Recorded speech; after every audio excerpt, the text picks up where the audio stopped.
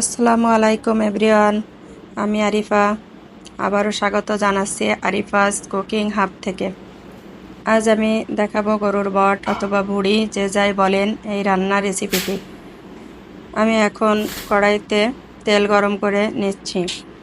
আমি এটা আলু দিয়ে রান্না করব, তো আলুগুলো আগে ভেজে নেব। আলুর ভিতরে লবণ আর হলুদ দিয়ে খুব ভালো মতো ভেজে নেব। নিয়ে এগুলো আমি তুলে রাখবো। আলুগুলো ভাজি হওয়ার পরে আমি অন্য মশলা দিয়ে এটা রান্না করব। আমার আলুগুলো ভাজি হয়ে গেছে, এখন আমি তেল দিয়ে দিলাম। খুব বেশি তেল দেব না। কুচি করা পেঁয়াজ দিয়ে কিছু সময় নাড়াচাড়া করে নিচ্ছি। এরপর দিয়ে দিচ্ছি রসুন বাটা, দিয়ে দিচ্ছি আদা বাটা। তো এখন এটা আর একটু ভালো মতো নাড়াচাড়া করে শুকনো মরিচ বাটা দিয়ে দেব। তো এখন দিয়ে দিচ্ছি শুকনো মরিচ বাটা।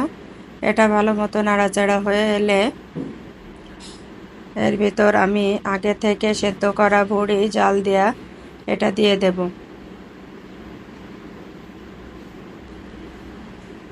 দিয়ে নাড়াচাড়া করব। দিয়ে দেব চুই ঝাল দিয়ে রান্না করলে বেশ ভালোই লাগে। এখন দিয়ে দিচ্ছি ধনিয়া গুঁড়া, জিরা গুঁড়া আর দিচ্ছি গরম মশলা গুঁড়া।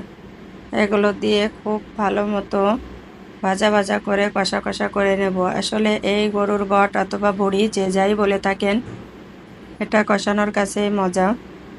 অনেক ভাজা ভাজা করে কষালে এটা ভালো লাগে। এরপর আমি এতে কষা কষা হয়ে এলে দিয়ে দেব ওই আগে থেকে ভাজি করে রাখা আলুগুলা। তো দেখুন, এটা আমি বারবার নাড়াচাড়া করে দিচ্ছি, কারণ তলা লেগে যেতে পারে এজন্য। এরপর আমি ভাজি করে রাখা আলুগুলো দিয়ে দিচ্ছি। দিয়ে ভালোভাবে নাড়াচাড়া করেই সামান্য একটু পানি দিয়ে দেব। এটা খুব ভালোভাবে নাড়াচাড়া করব। ভাজি ভাজি হয়ে গেলে এতে সামান্য একটু পানি অ্যাড করে দেব।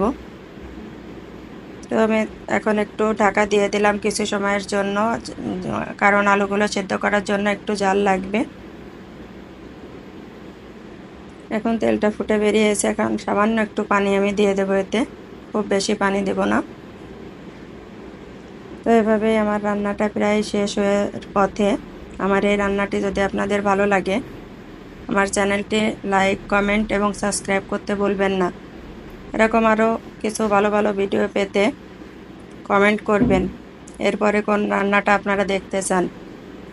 তো সবাই ভালো থাকুন। আল্লাহ হাফেজ।